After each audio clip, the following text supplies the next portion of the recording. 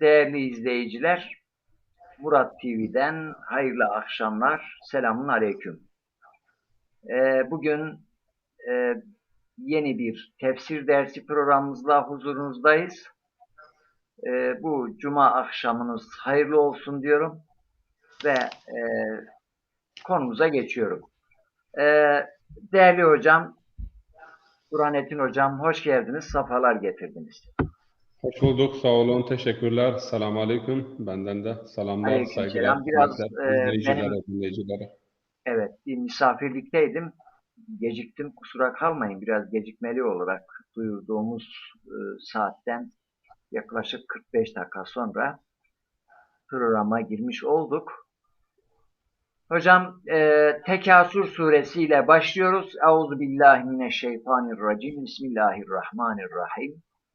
Elhâkumut tekâthuru hattâ zurtumul mekâbir. Kella sevfe ta'lemûne thümme kella sevfe ta'lemûn. كلا لو تعلمون علم اليقين لترون الجحيم ثم لترونها عين اليقين ثم لتسألن يومئذ عن النعيم. Sadakallahul azim. Surenin tamamını ben kendim okumuş oldum. Bu akşam böyle. Baştan başlayacağız. Hocam ilk sorum şu. Bu surenin ismi bir. İkincisi surenin nüzul sebebi, indiriliş sebebi Mekki mi, Medeni mi oldu? Üçüncüsü surenin genel muhtevasıyla ilgili ilk bölümümüzde bu sorularıma cevap verirseniz sevinirim. Buyurun hocam, söz sizde. Bismillahirrahmanirrahim. La havle ve la kuvvete illa billah, el-aliyyil azim. Elhamdülillahi Rabbil alemin. Ve sallallahu ala seyyidina Muhammed ve ala alihi el-atyar, athar ve sahbihil ahyar. Ve selamun alel enbiyai vel mursalin ve rahmetullahi aleykum ve berekatuhu. Alemlerin yüce Rabbi olan, bizleri yoktan var eden, sayısız nimetleriyle nimetlendiren yüce Rabbimize sonsuz hamdler, övgüler ve şükürler olsun. Salat ve selam ise sevgili Peygamberimiz Hazreti Muhammed Mustafa ile onun mutahhar ehli beyti ve seçkin ashabının üzerine olsun. Allah'ın rahmeti, bereketi ve mağfireti ise cümle kardeşlerimizin, bacılarımızın, izleyicilerin, dinleyicilerin üzerine olsun. Yeni bir Kur'an-ı hitap ile veya Kur'an'ı bir nafha ile veya bir başka ifadeyle ihya eden Kur'an'ı ruhtan yeni bir pasaj ile yeni bir nafha ile karşınızdayız. Çok önemlidir. Kısa bir sure olmasına rağmen Peygamber Efendimiz sallallahu aleyhi ve sellem'den varit olan bir hadiste okunması sanki 1000 ayet okunmuş gibidir. Hikmeti de şudur, yani bu surenin değindiği konu veya bahsettiği konu aşağı yukarı Kur'an-ı Kerim'de şu veya bu şekilde 1000 ayet-i kerimeye yayılmıştır. Nasıl ki Tevhid suresi için Kur'an'ın 1/3 deniliyorsa bu surede Kur'an'ın 1/6'dır. Çünkü 1/6 aşağı yukarı dünya hayatı, hayatın geçiciliği, hayatın gerçekliği, iyi veya kötü bir şekilde bu dünyada hayatımızı geçirdiğimiz zaman bizi bekleyen karşılık nedir? Bu konularla ilgili ahiret, cennet ve cehennem, yani aşağı yukarı 1000 ayet-i kerime bu surenin kısa ve öz veya hulasa olan muhtevası etrafında dal budak saçmış veya açmış diyebiliriz. Zaten aslında kısa sureler Kur'an-ı Kerim'in ilgili mevzuat ve konularının hulasası ve özeti biçimindedir. Nasıl ki Fatihatül Kitab Kur'an'ın hulasası ve özümsenmiş şekli ise farklı mevzuattaki kısa sureler de ilgili konuların ve ayetlerin özümsenmiş, hulasa edilmiş şeklidir. Tabii ki bu surede yani mal tutkusu ele alınıyor, değineceğiz. Ama önce sebebi nüzuluna ve Kur'an'daki sıralamasına bir bakmamız lazım. Nüzul sırasına göre bakarsak, Peygamber Efendimizin bi'set, yani peygamberliğinin aşağı yukarı 2. senesinde, yani nazil olmuş surelerden biridir. Mekke'de nazil olmuştur. Surenin sibak ve siyakı bize bunu gösteriyor. Öte yandan bu suremiz, bu surenin sebebi nüzulü ile ilgili malumunuz kabileler arasındaki çokluk yarışı. Bu çokluk yarışı neticesinde kabilelerin hatta mezarlıkları da ziyaret ettiğine dair rivayetler vardır. Mal çokluğu, evlat çokluğu, akraba çokluğu vesaire. Tabii ki bu bir sebebi nüzuldür. Nüzul sebebinin özelliği, mananın umumiliği önünde bir mani veya engel değildir. İkinci, orada mezarlıkları ziyaret veya mezarları ziyaretten bahsedilirken sadece o gün gidip mezarları saymak veya ölüleri saymak şeklinde yalnızca algılanmamalıdır. İnsanların yani mezarları ziyaret edinceye kadar, ölünceye kadar dünya tutkusu, mal sevgisi, uzun emel ve arzularla yoğrulmuş olması bu husus kınanmaktadır.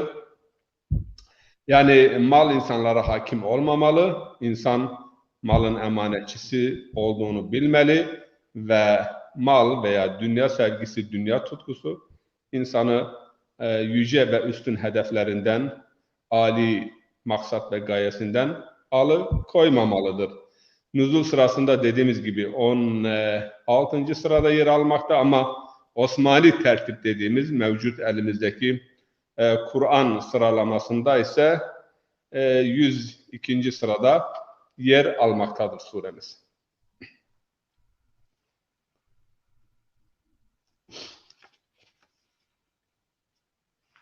Ana temasına baktığımız zaman dediğimiz gibi zaten üzerinde bu gece konuşacağız.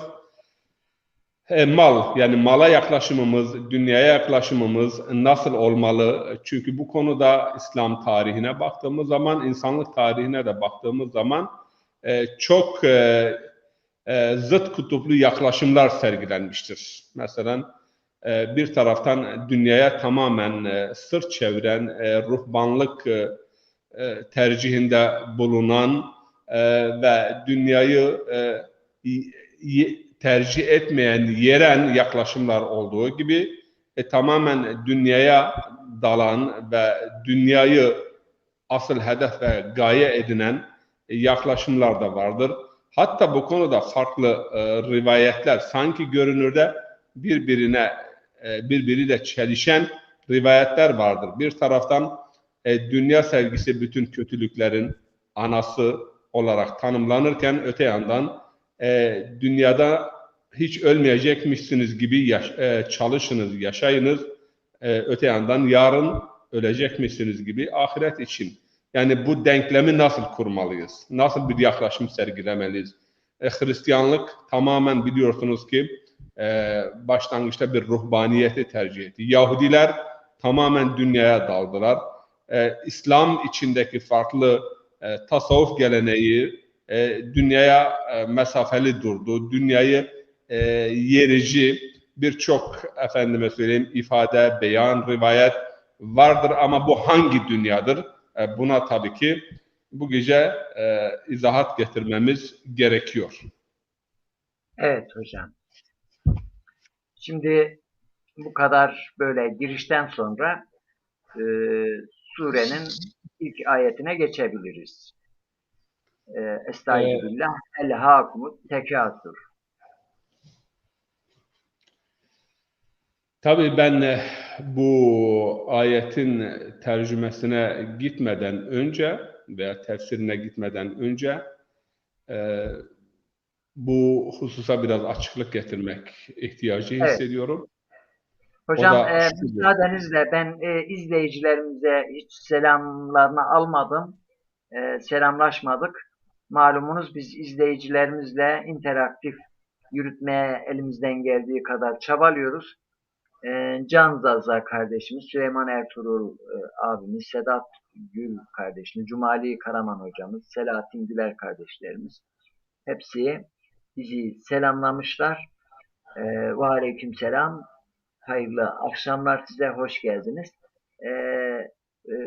Surenin hocam konuşurken konuyla ilgili yorumlarınızı, sorularınızı yazarak dersimize katkıda bulunabilirsiniz. Biz mesaj yazan yazmayan tüm kardeşlerimizin selamını almış olduk. Böylece çok teşekkür ederiz. Buyurun hocam. Şimdi burada şu soru, yani bu bağlamda birçok soru gündeme geliyor. Bir, mal sevgisi, dünya sevgisi, makam sevgisi, karşıt cins sevgisi, bunlar insanın tabiatında var olan, yani fıtri isteklerdir.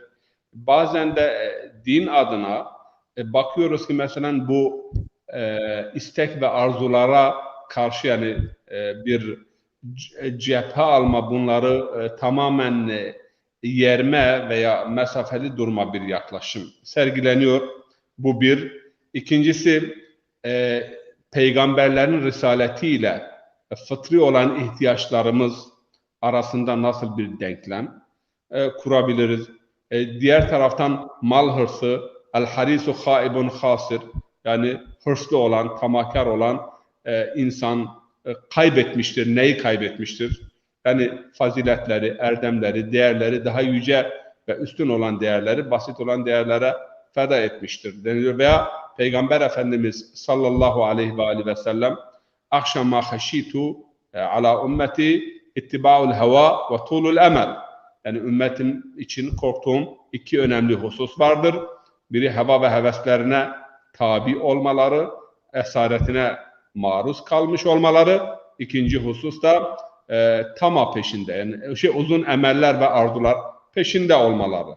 Bir taraftan böyle bu yaklaşımlar varken, diğer taraftan Kur'an-ı Kerim'de ricalun la tulhihim ticaretun ve la bey'un an zikrillah ve ikamis salat ve itaiz zekat yahafuna yevme tetekallabu fihil kulub vel absar, Nur suresinde Allahu Teala öyle erkekler vardır, öyle insanlar vardır ki efendim mal veya evlat veya ticaret onları Allah'ın zikrinden alıkoymaz veya uzak tutmaz. Onlar bakışların ve kalplerin değiştiği o günün şiddetinden ve dehşetinden korkuyorlar. يَوْمَ تَتَقَلَّبُ فِيهِ الْقُلُوبُ وَالْأَبْصَارِ. Bu yaklaşım var iken, diğer taraftan Münafıkun suresinde Allahu Teala buyuruyor ki Bismillahirrahmanirrahim, Münafıklar suresinde, Ya eyyühellezine amenu la tulhikum emvalukum ve la evladukum an zikrillah. Mallarınız ve evlatlarınız sizleri Allah'ın zikrinden alıkoymasın. Burada yine aynı kökten elhakum, yani elha yulhi, ilha kökünden, mastarından oyalama veya uzak tutma anlamına gelen lehv veya ilha kelimesi kullanılıyor. Kur'an-ı Kerim'de 2 defa geçmiştir, yani bu kalıpla. La yulhihim la tulhikum. Bu var iken öte yandan çalışan el daha üstündür, kazanan daha üstündür. Kendi külfetini başkasının boynuna atan insanlar yerilmişlerdir. Dünya ahiretin mezrasıdır. Dünyada yani çalışmamız, kazanmamız, el-kasibu habibullah, çalışan, kazanan Allah'ın dostudur. El-kasilu aduvullah, tembel insan Allah'ın düşmanıdır. Bu şekilde beyanlar vardır. Şimdi gelelim bunları nasıl birleştirebiliriz? Bu gece biraz edebiyattan da örnekler vereceğiz.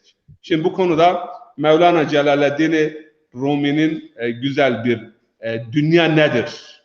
Salih mal nedir? Salih insanın elindeki mal nedir? Yani böyle bir girizgah, bir mukaddime yaparak bu sureye biz giriş yapmak istiyoruz. Çünkü çok önemli bir husus. Belki yanlış anlaşılmalara sebebiyet verebilir. Yani yanlış tefsir yapıldığı zaman. Hangi dünya kınanmaktadır? Hangi dünya yerilmiştir? Yani bu gördüğümüz kürevi dünya, bu dünya mı yerilmiştir? Bu dünya Allahu Teala'nın esma ve sıfatının tecelli ettiği dünyadır. Bu dünyayla biz Allah'ı tanıyoruz. Bu dünya ahiretin mezrasıdır. Bu dünya efendim Allah'ın ayetleriyle doludur. Bu dünya secdegahtır İmam Ali'nin ifadesiyle. Biri bir gün dünyayı kınarken, zemmederken işte yalancı dünya veya işte aldatıcı dünya, İmam Ali buyurdu hangi dünya? Bu dünya değil, yani bu kürevi dünya, bu secdegahtır. Bu Allah'ın ayetleriyle doludur. Allah kendi varlığını, birliğini bize hatırlatırken veya bize bildirirken dünyadaki ayetlerle örneklendiriyor. Demek ki kınanan dünya bu gezegen olan, bu dünya yuvarlak dünya, yer küresi değildir. Bizim bu dünyayla olan irtibatımız nasıl, ne tür bir irtibat ve yaklaşım sergiliyoruz? Bu dünyada nasıl görüyoruz veya bu dünyayla nasıl görüyoruz? İki önemli husus vardır. Biraz felsefi yaklaşımlardır. Ama Mevlana şöyle diyor. Çiz dünya. Dünya dediğimiz nedir? Ez Huda gafil şuda. Yani Allah'tan gafil kalmaktır. Ney kumaşo nokrevo ferzendo zen. Yani kumaş, gümüş, çocuk, eş, aile bu değildir. Yanlış anlaşılmasın. Yani zemmedilen dünya insanı Allah'tan gaflete götüren, uzaklaştıran dünyadır.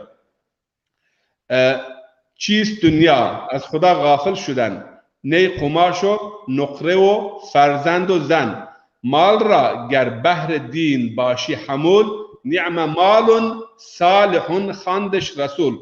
Şiirin bu bölümünde Resul-i Ekrem'in bir hadisi şiire monte edilmiştir.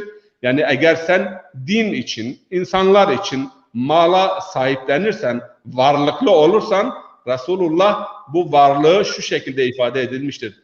Salih insanın elinde olan bir mal ne güzel maldır. Ni'me malun salihun inde reculin salih diye bir hadisi şerif vardır.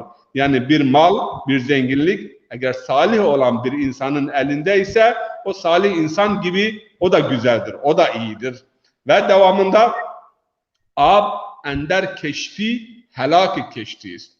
Ab der zire keşti poştiyiz.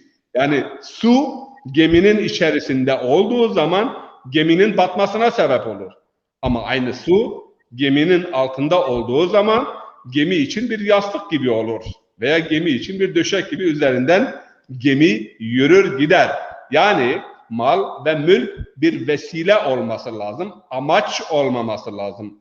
Nihai hedef olmaması lazım. Nihai amaç ve hedef olduğu zaman insanı daha yüce hedef ve amaç ve maksatlardan, yaratılış maksadından uzaklaştırdığı zaman bu kötü olur. Yoksa mal da dünyada kötü değildir. Çünkü mal-u mulk ezdil biran zan Süleyman hişra cüz fakir nahan. İşte Süleyman'ın mülkü diyoruz ya, efsanevi.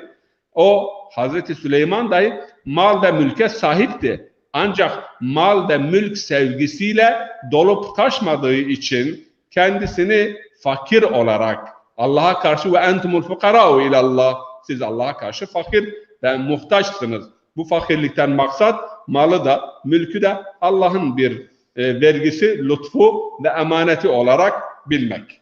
Şimdi bunu da bu hususu da izah ettikten sonra bir örnek vereceğim ben şimdi.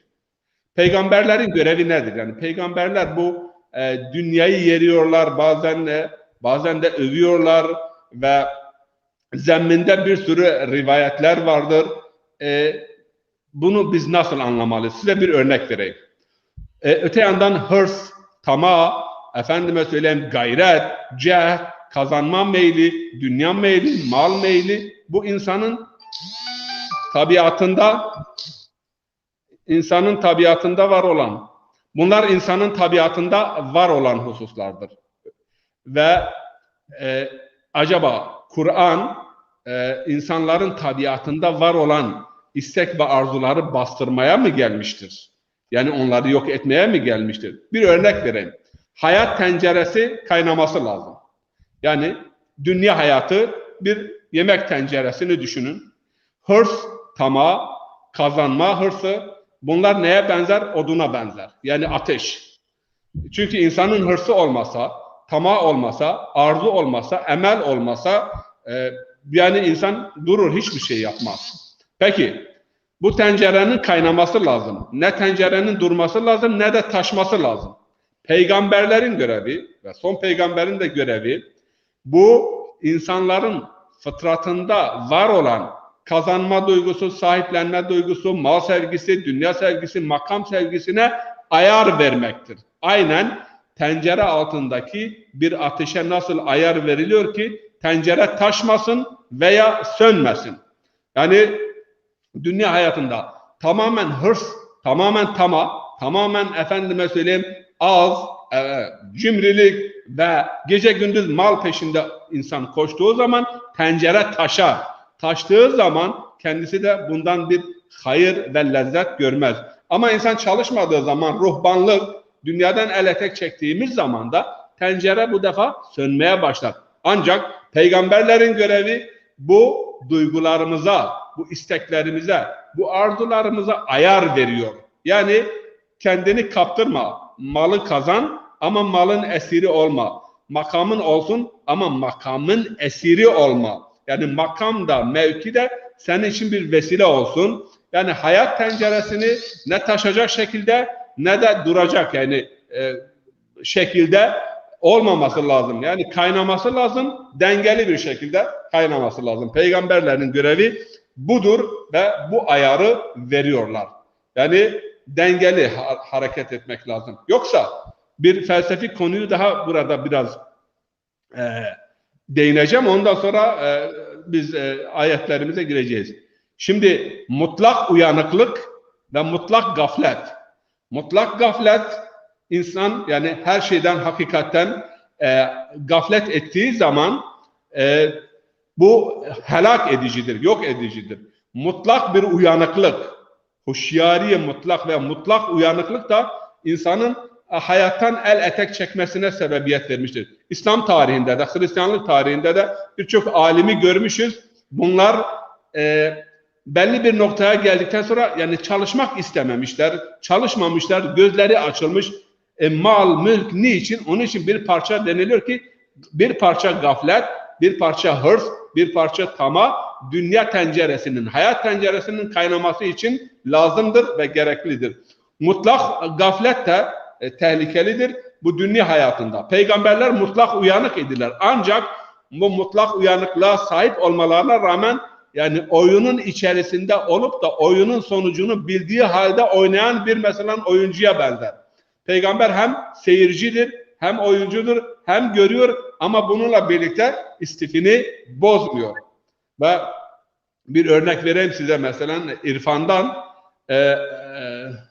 Pakistan, Hint Yarımadası'nın ariflerinden El-Kudsi El-Kendi olsa gerek. Yani tam ismini şimdi hatırlayamadım. İkbal-i Lahuri o bir kitabında naklediyor. Ondan nakil yapıyor. Diyor peygamberler diğerlerinin farkını. Peygamber diyor miraca gitti tekrar geldi. Valla ben olsaydım giderdim daha bir daha geri dönmezdim buraya. Şimdi peygamberler hayatın içerisindedir. Sonucunu da görüyor ama sanki görmüyormuş, bilmiyormuş gibi istifini bozmadan hareket ediyor. Gelelim şimdi suremize. Yani dengeyi tutturmak, tencere ne taşmalı ne de sönmeli, kaynamalı ve hırs, tamah, sevgi bu odun hükmünde olan bu duygular, istekler de ayar verilmeli. Yani tutuşmamalı. Tutuştuğu zaman bu dünyada da ahirette de cehime vesile olur. Zaten ayet onu beyan ediyor. Bismillahirrahmanirrahim. Elhâkumut tekâsur. Elhâ yülhi ilha yani leh dediğimiz insanı efendime söyleyeyim alıkoyan maksadından, yolundan veya anlamsız bir meşguliyet veya oyalama şeklinde ifade edilmiştir.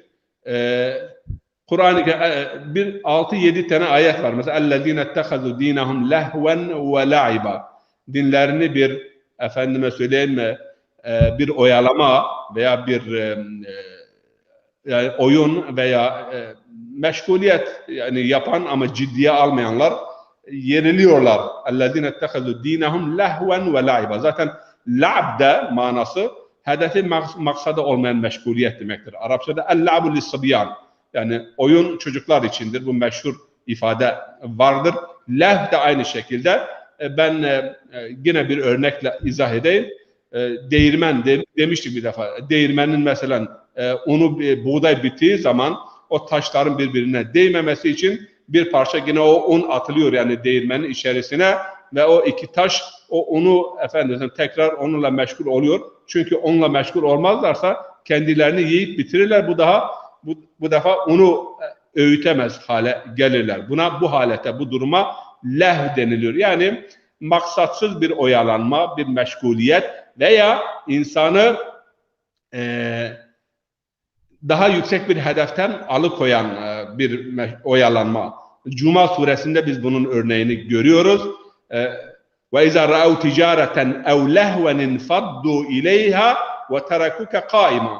Yani onlar bir ticaret veya bir lehv yani bir oyalama, bir oyun, bir eğlence gördükleri zaman seni namazda yalnız başına bırakıp oraya doğru gidiyorlar. Yani bu hadise meşhurdur. Medine'de 10-12 kişinin dışında bir kervan geldi, eğlence geldi, çalgılar çalındı, namazı bıraktılar. Peygamber tek başına orada 10 kişiyle veya 12 kişiyle ayakta kaldı. Hatta rivayetler var. Eğer o 12 kişiyle olmasaydı Medine'nin caddeleri ateşle dolacaktı. Yani çoğu peygamberi namazda bıraktılar, gittiler bu lehve ve ticarete daldılar. Yani lehv ile ilgili dediğimiz 5-6 ayet vardır. Elhâkumut tekasur. Yani bu tekasur sizi alıkoymasın veya sizi oyaladı, sizi alıkoydu. Öylesine sizi meşgul etti ki ta mezarlıkları da ziyarete gittiniz. Yani mezarları saymaya başladı. Sebebi nuzul ile ilgili Beni Abdülmenaf ve Beni Sehm kabileleri arasında bir işte biz mi çoğuz, sizler mi çoksunuz, bizim varlığımız, sizin varlığınız ve bu vesileyle aralarında ciddi bir sürtüşme yaşandı. Öylesine gidip yani Meş'ar veya Arafat oralardaki mezarlıkta kendi ölülerini saymaya başladılar. Tabii ki bu bir sebebi nuzuldur ama bundan daha kapsamlı anlam şudur. Mal sevgisi, dünya sevgisi, makam sevgisi bazen insanı öyle sarhoş ediyor, öyle meşgul ediyor ki ta ölüm gelip çatmayıncaya kadar, çünkü ölüm orada 2 tane kella da geliyor, ona da geldiğimiz zaman izah ederiz. Ölüm Peygamber Efendimizin ifadesiyle ennâsu niyamun izâ mâtu intebehu. Yani insanlar uykudadırlar ve insanlar öldükleri zaman o zaman gözleri açılıyor. Yine başka bir ayet-i kerimede لَقَدْ كُنْتَ فِي غَفْلَةٍ مِنْ هَذَا فَكَشَفْنَا عَنْكَ غِطَاءَكَ فَبَصَرُكَ الْيَوْمَ حَدِيدٍ. Yine bu ayetle bu surenin direkt bir irtibatı vardır. Yani gaflet içerisinde yüzüyordun, gaflet içindeydin. Bundan önce, ölüm gelmeden önce, ama ölüm yaklaştığı zaman فَكَشَفْنَا عَنْكَ غِطَاءَكَ. Yani gözlerinin üzerindeki biz perdeyi araladık, kaldırdık. فَبَصَرُكَ الْيَوْمَ حَدِيدٍ. Senin gözlerin şimdi çok keskin bir şekilde görmektedir. Onun için biz dualarımızda da yani perdelerin kaldırılması ve hakikatin olduğu gibi bize tecelli etmesini sürekli olarak talep ediyoruz Yüce Mevla'dan. Bu konuda Peygamber Efendimiz'den ve İmam Zeynel Abidin'den de bir hadis vardır. Yani ilahi, hepimiz bunu okumalıyız hakikaten. Erini hakikatel eşyâi kemâhiye. Yani ya Rabbim, eşyanın hakikati neyse o şekilde bana göster. Yani öyle bir basiret ve feraset ver ki ben o hakikati, eşyanın, malın, dünyanın, mülkün, ilmin, her şeyin hakikatini olduğu gibi, yani biraz bu görünenin arkasına, arka perdesine inebileyim. Öyle bir basiret ve feraset ver. Veya keskin bir basiret ki ayet-i kerimede de ifade ediliyor. فَبَصَرُكَ الْيَوْمْ hadid. İşte bu hadid, keskin görüşlülük, insanın ölümü gelip yaklaştığı zaman, insan mezara gittiği zaman gözler açılıyor, hakikati görüyor. Ayet-i kerime diyor daha önce gaflet içerisindeydin. Burada ne diyor? Elhâkum et-tekâsur. Bu zenginlik, mal varlığı sizi büyük ölçüde alıkoydu, meşgul etti. Hatta zurtumul mekabir.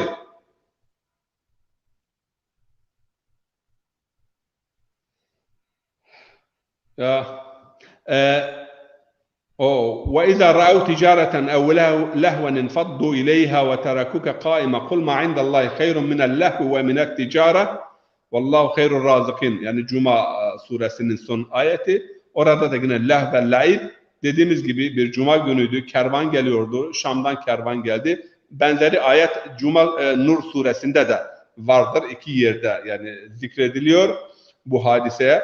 Ve orada yani cemaat çalgının sesini işitir, işitmez. Oraya koştular.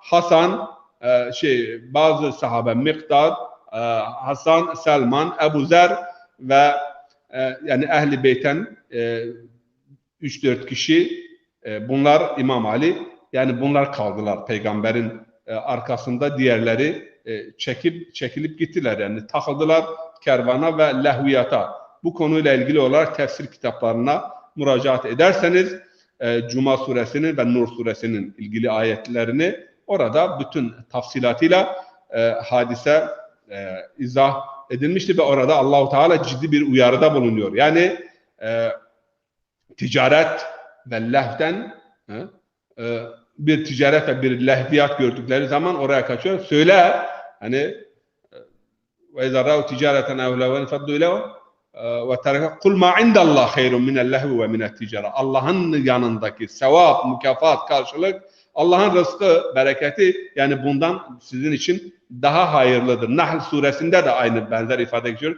Ma indakum yenfed ve ma indallahi baq.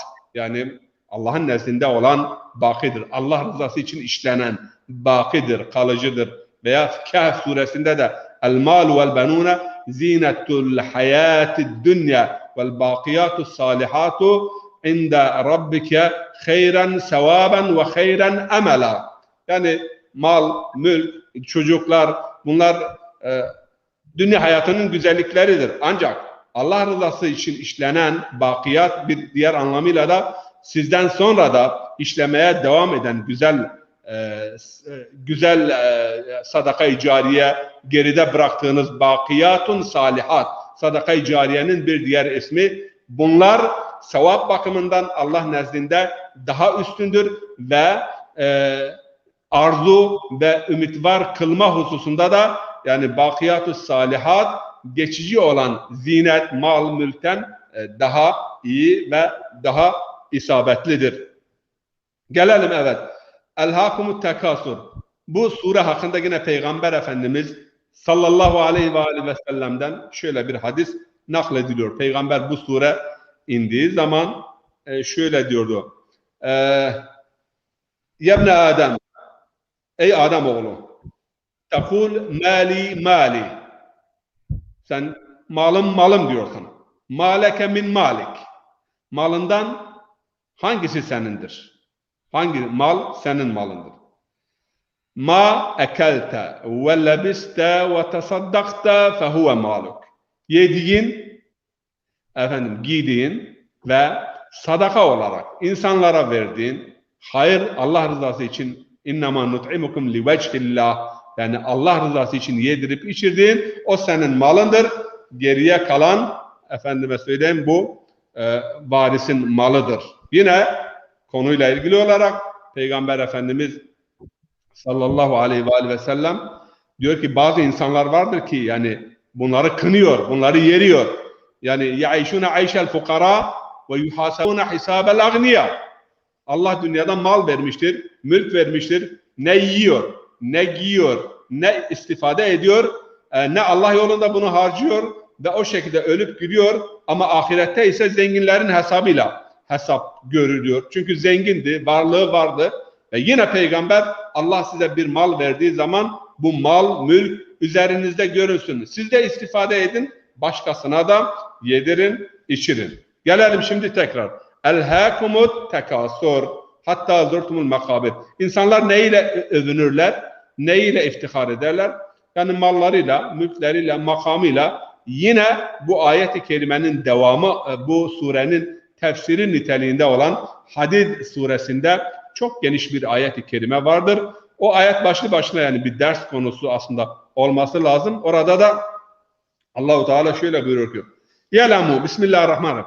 İ'lemu ennemel hayatud dünya la'ibun ve lehvun ve zinetun ve tefâhurun beynekum bil emvâli vel evlâd ve tekâsurun ve tefâhurun beynekum bil emvâli vel evlâd." Yani dünya hayatının 5 merhalesi ve mertebesi burada anlatılıyor. Şeyh Baha buradaki 5 ifadeden 5 mertebeden bahsediliyor. Bir, lehv mertebesi. Hangi mertebedir? Çocukluk mertebesidir. Çocuk yani anlamsız şeylerle meşgul olur, ev yapar, ev yıkar, yani bir meşguliyet. Buna lehv deniliyor. İkinci aşama biraz daha gençlik çağı geliyor. La'b. Yani çocuk biraz eğleniyor, oynuyor, spor yapıyor. Efendim mesela. Ondan sonra zinet. Yok. 20-30 yaşına geldiği zaman kazanç aşaması ve kendine bakma, makam edinme tutkusu başlıyor. Ve 40 yaşına geldiği zaman ve tekasunu fil emval vel evlad. Yavaş yavaş mal, mülk, yani zenginlik ve tefahur. Ve bununla başkalarına karşı böbürlenme. Ve fil ahireti azabun şedidun ve mağfiretun minallahi ve ridvan ve mel hayatud dünya illa meta'ul gurur. Ahirete gelince, yani bu 5 merhaleyi insan bu dünyada geride bıraktıktan sonra ahirete uzanır. Ahirette ise bir, yani hayatımızın 2 karşılığı vardır. Ya mağfiret ve Allah'ın rızasıdır veya şiddetli bir azap bizi beklemektedir. Bu surede de El-Hakumut Tekasur suresinde de لَتَرَوُنَّ cehim geliyor surenin sonunda. Siz cehimi göreceksiniz. Muhakkak göreceksiniz.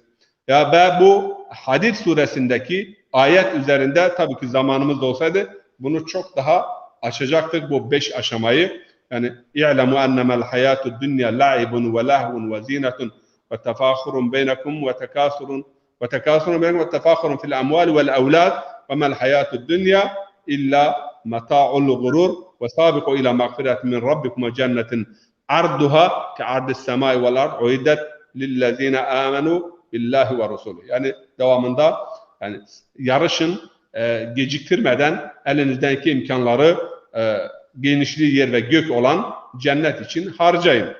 Şimdi gelelim tekrar kendi ayet-i kerime. Elhâkumut tekâsur hatta zurtumul makabir kella sevfe ta'lemun. Kella. Kella yani çok farklı manaları olan bir edattır. Hayır, böyle değil. İşin gerçeği budur. Aslında budur. Hayır. Burada yani hayır, düşündüğünüz gibi değil, gerçeği budur. Kella. Öyle değil. Yani bu övünmeniz, bu dünya malıyla övünmeniz bu size bir şey kazandırmaz. Kella. Sevfe ta'lemun. Burada 2 tane sevfe geliyor, 2 tane kella geliyor. Bilmiyorum kaç dakikamız var hocam? Hocam süremiz çok az kaldı. 38 dakikadır ders yapıyoruz. Yani 7 dakikamız var. O zaman bize yine bu yani vahiy, peygamberler ve peygamberlerin bu uyarıları, yani bize kendimizi kaptırmamak, yani tamağa, hırsa, sevgiye sahiplenmek güzeldir. Yani o mal bize sahiplenmemeli. Önemli olan sure bize bunu anlatmaya çalışıyor. Yani emanetdar olduğunuzu unutun. Mal size sahiplenmesin. Sen bir malı eğer Allah yolunda, insanlık yolunda harcamıyorsan, kendin yemiyorsan, kendin istifade etmiyorsan, o zaman yani o mal sana hakim olmuştur. Cüneyd-i Bağdadi'nin ifadesiyle, yani dünya sevgisi veya malı nedir, tutku nedir? Malın sana hakim olması. Malın sana hakim olması nedir? Yani mal sevgisi diyor, o gemi misalinde de verdiğimiz gibi, ayaklarının altına alırsan, bir vesile olarak kullanırsan, hem sen yücelirsin, hem de başkalarının mutluluk ve bahtiyarlığına sebebiyet verirsin. Yine bu hırs ve tama, bunların kükrememesi konusunda çok güzel bir şiir var. Onu da sizinle paylaşmak istiyorum. Zan cihan endek tereşşuh mi resed. Yani gayb aleminden bir parça vahiy geliyor, bir parça uyarı geliyor, bir parça yani bir ilahi yani mesaj geliyor. Niçin? Ta nagorret der cihan hırsı hasad. Yani ta ki bu dünyada hırs ve hasad yani taşmasın, kaynamasın. Ki Allah işte bak geçicidir, fanidir, ebedi değildir. Bu kadar kendinizi kaptırmayın. Bu yönden diyor ahiret gayb aleminden bir damla geliyor. Birkaç damla yani vahye işaret ediyor. Ta ki hırs ve hasad kaynamasın. Ger tereşüh bişter gerded gayb ne huner manet derin alemu ne ey. Ama eğer biraz daha fazla diyor gayb aleminden daha fazla vahiy, daha fazla mesaj, daha fazla bir ilahi nefha gelirse herkes yani aklı başında hüşyar olursa, mutlak bir uyanıklık hakim olursa o zaman dünyada ne sanat kalır, ne ayıp kalır. Yani hiçbir şey, hiç kimse ne yapmaz? Çalışmaz. Yani bazen bu soruluyor yani. Herkes peygamber misali olsa, herkes veliyullah olsa, herkes tam bir yani uyanıklık içerisinde olursa o zaman dünya çarkını dönmez. Bu çarkın dönmesi için biraz hırs, biraz hasat, biraz gaflet, hasat değil, tamah, biraz gaflet bunlar lazımdır. Ama kontrollü bir şekilde olması lazım. Kelle sevfe ta'lemun. Hayır, öyle değildir. Göreceksiniz ki işin hakikati nedir? Ne zaman? Sevfe burada biliyorsunuz ki Arapçada iki edat var. Geleceği bildiriyor. Biri sin, biri sevfe. Sin daha yakın gelecek. Ama sevfe ise daha uzak bir gelecek. Burada her iki hususta da sevfe. Yani iki yorum var bu konuda. Bir, kelle sevfe ta'lemun. Hayır, öyle değildir. Göreceksiniz. Yani bu dünyanın sonunda, ömrünüzün sonunda, yani hayatınızda muhakkak göreceksiniz. Bu bir anlamı. Kelle sevfe ta'lemun. Veya ikinci anlam, ölüm anında ki işaret ettiğimiz, çünkü ölümün bir anlamı da nedir? Ve'bud rabbeke hatta yetiyekel yakin. Yani Rabbine ibadet et, sana yakin hasıl oluncaya kadar. Yakin nedir? Ölüm. Neden ölüm? Çünkü ölüm anında. Gözler açılır. Ayet-i kerimenin de ifadesiyle perde açılır. Gözler daha keskin bir şekilde görmeye başlar. Kella sevfe ta'lemun. Veya ölüm anı. Ya bu dünyada yani siz cehennemi göreceksiniz eğer bu mal, mülk, çokluk tutkusuyla kendinizi oyalayıp ve asıl mesajınızdan ve asıl misyonunuzdan geri kalırsanız o zaman cehennemi bu dünyada ömrünüzün sonunda göreceksiniz veya ölüm anında perde açıldığı zaman göreceksiniz. Birinci, kelle sevfe ta'lemun. Çünkü arada bir sümme var. Sümme terahi ifadesidir. Yani ne demek? Bir hadiseden zaman itibariyle bir hadisenin, bir olayın diğer bir olaydan daha sonra vuku bulması, bu sümme bağlacıyla bu anlam ve bu manayı elde ediyoruz. Mesela Câ'e Aliyyun sümme Hasanun. Yani vav olursa beraber olabilir. Ama sümme oldu mu zaman açısından biri diğerinden sonraki, biz buna terahi sanatı diyoruz. Yani Arap edebiyatında. Kella sevfe ta'lemun sümme kella sevfe ta'lemun. İkinci kella sevfe ta'lemun ise mutlak manada ahirette ve orada tamamen yani perde açılır ve insan işin hakikatini o zaman daha iyi anlar. Şimdi gelelim birincisine. İnsanlar eğer uyarandılar, hırs ve tamah gösterdiler, efendim yedirmediler, içirmediler, bu dünyada dahi yani bazıları eğer açlıktan ölüyorsa, sefaletten ölüyorsa, adaletsizlik var ise, çığlık var ise, feryat var ise bu da cehennemdir. Cehennem nedir yani? Bu da cehennemdir. Vicdanı olan bir insan yani her gün başkalarının sızıntısını, başkalarının sancılarını, derdini, kederini görüp de eğer yanmıyorsa o zaman Beni Adem değildir. Yani Sadi Şirazi'nin ifadesiyle Beni Adem azayik digeren ki der aferiniş deyip goheren. Çu uzvi be derd avered ruzgar دیگر عذرها نماند قرار. تو که از محنت دیگران بیغمی، ne şayet ki namet, nehend ademi. Yani insanoğulları, Ademoğulları birbirlerinin organları hükmündedir. Çünkü yaratılışlarında bir cevher, bir mayadan yaratılmışlardır.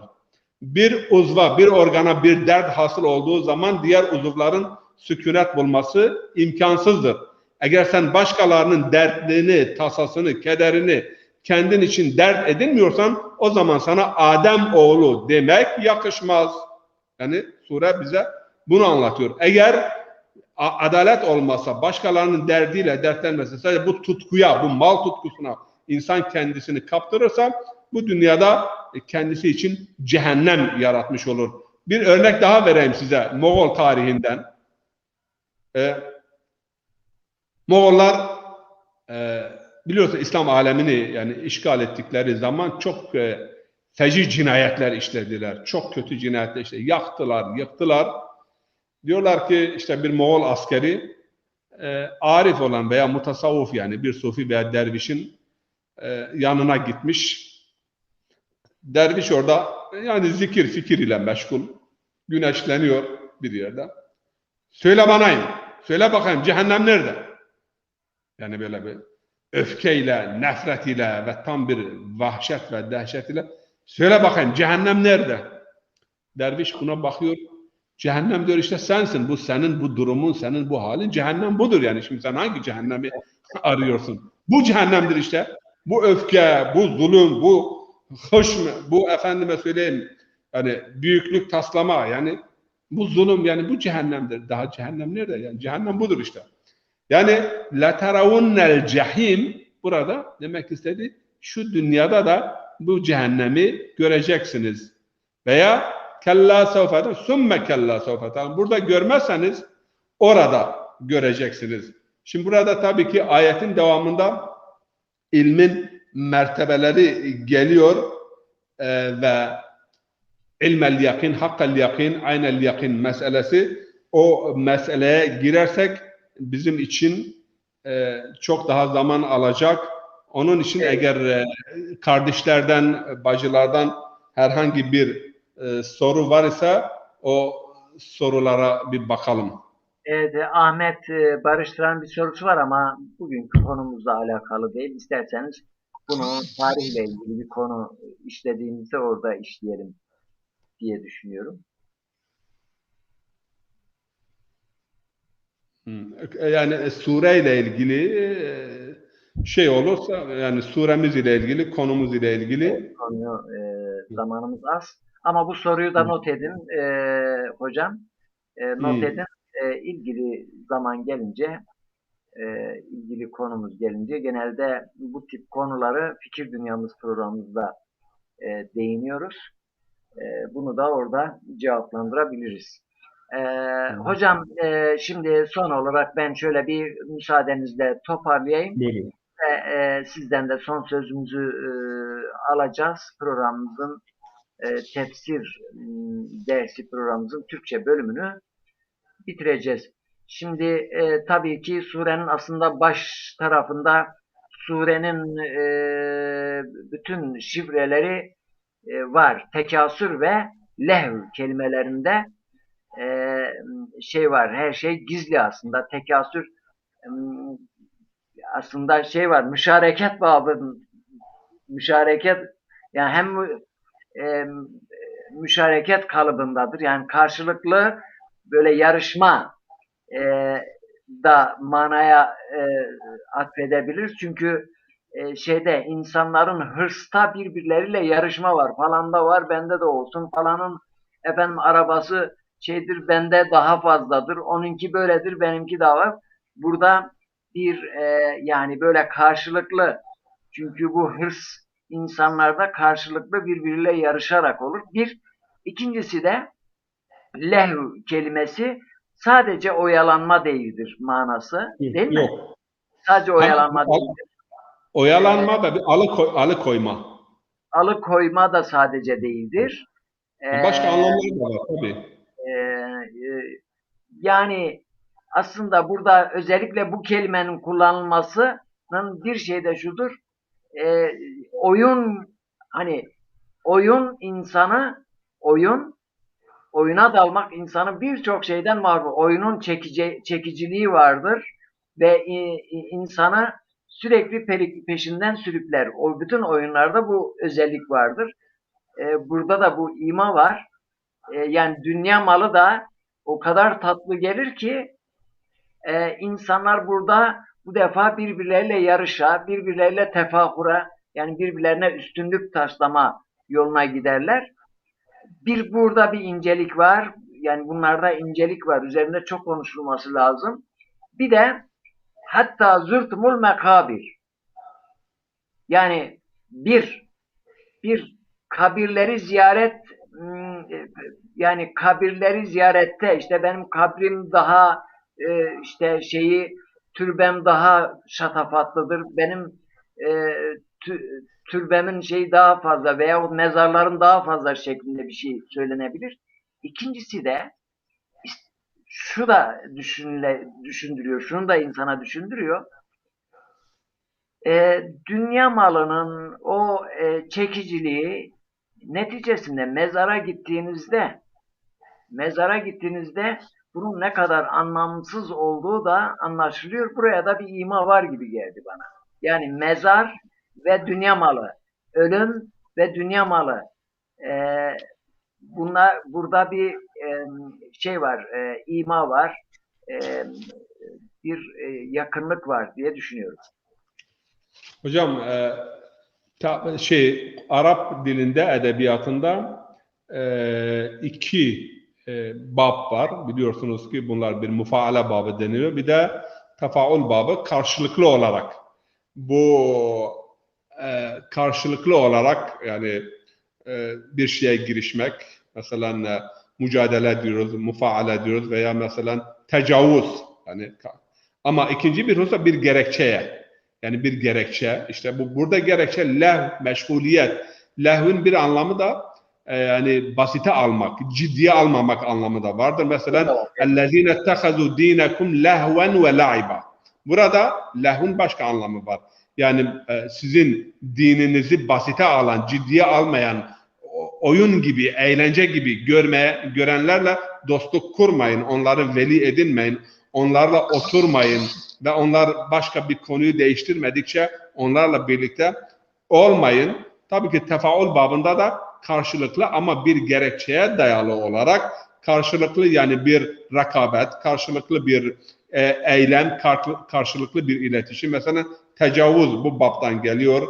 Takarrub yani yakınlaşma tek taraflı değildir, iki taraflıdır. Tecavüz yani o ona tecavüz ediyor, o ona malına, mülküne veya mesela alanına.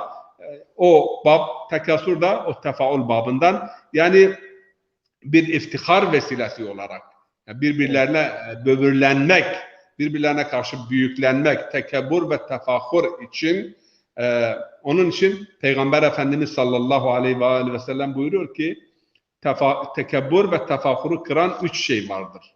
Bir, fakr; iki, hastalık; üç, ölüm. Yani bu üçü geldiği zaman insanın o fakr veya tekebbür kırılmış oluyor. Bu konuda hakikaten Bediüzzaman Hazretleri'nin o Hastalar Risalesini yani çok güzel bir şekilde hastalığın bir ikaz veya bazen bir lütuf veya bazen bir yani kefaret, onu çok güzel bir şekilde izah etmiş. Bazen kendine insanın çeki düzen vermesi yönünde yani bir uyarı olarak yani görüyor ve çok güzel bir şekilde izah ediyor. Yine bu konuda ben İmam Ali Aleyhisselam'ın Nehçül Belaga'da, yani bu mezarlar konusunda, mezarları ziyaret edenler konusunda çok güzel bir beyanı vardır. Onu birlikte dinleyelim. 221.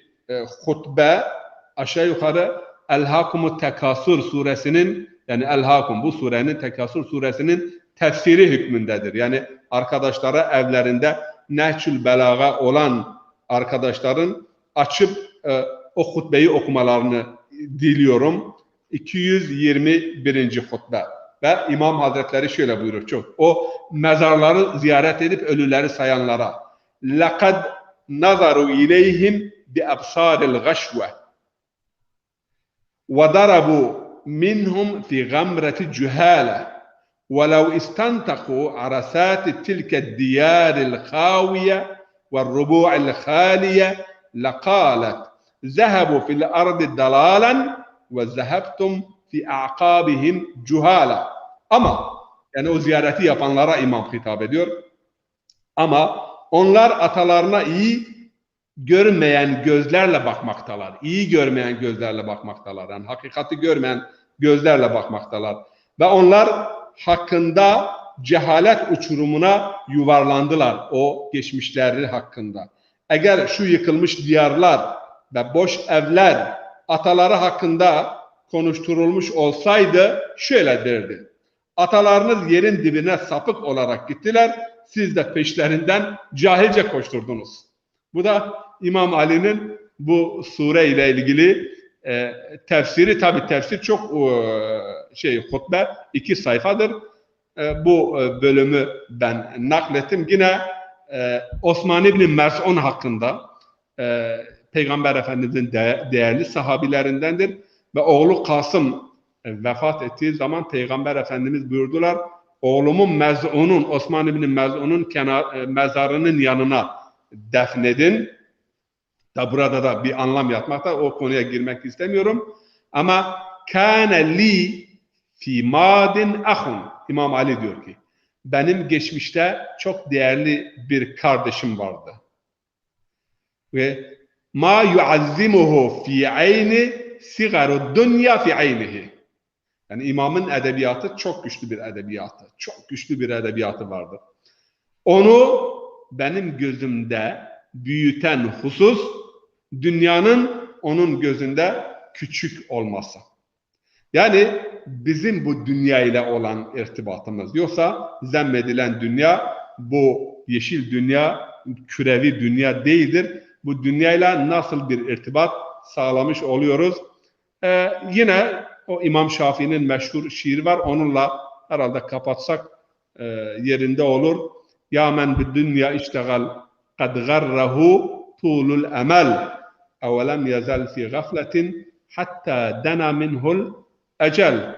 Hani o dünyayla iştigal eden ve uzun arzularının kendisini aldattığı kimseye bir bak. Yani gaflette devam etmektedir ta ölüm gelinceye kadar. Yani dünya bizi aldatmamalı ve asıl maksadımızdan ve hedefimizden bizi uzaklaştırmamalı. Yoksa mal kazanmak, mülk kazanmak, çalışmak, çabalamak çok iyidir. Ancak Allah'tan gafil olmamak ve onun zikrinden ve onun bize tayin ettiği yoldan ve maksattan alıkoymamak şartıyla. Evet. Hocam çok teşekkür ederim. Burada sözlerinize noktayı koyalım diyorum. Ama bugün biraz geç başladık programımıza. Ben Zazaca, bu programımızın Zazaca'sını pazar gününe mi bıraksak? Cuma günü yarın olabilir mi? Pazar günü de olabilir. Yarın veya pazar günü. Yarın veya pazar günü. Yani nasıl uygun görüyorsanız. Evet, siz yarına müsaitseniz yarına koyalım o zaman. Yarına müsaitim ben. Müsaitsiniz. Yarın Almanya vaktiyle saat 7'de olabilir. 7'de Evet. başlayabiliriz. Evet. Türkiye vaktiyle saat 9'da pekala Tamam. olabilir. O zaman şimdiden duyurmuş olalım bizi izleyenlere. Yarın yine saat 9'da, Türkiye saati 9, Almanya saatiyle 7'de bu programımızın Zazaca, aslında bizim programlarımızın yani Zazaca bölümü tekrarı olmuyor. Her program başlı başına farklı, yani bu programda bahsettiğimiz şeyleri bazen diğer programda bahsetmiyoruz. Diğer programda bahsettiğimiz noktaları bu programda bahsetmiyoruz. Her iki programımız birbirinin tekrarı değil. Her biri başlı başına orijinaldir. Onu da burada belirtelim. Hocam Bir, dilinize, bir yüreğinize. kısmında yani müştereklik var ama yani mod tıpatıp yani Zazaca Türkçenin aynısı değildir.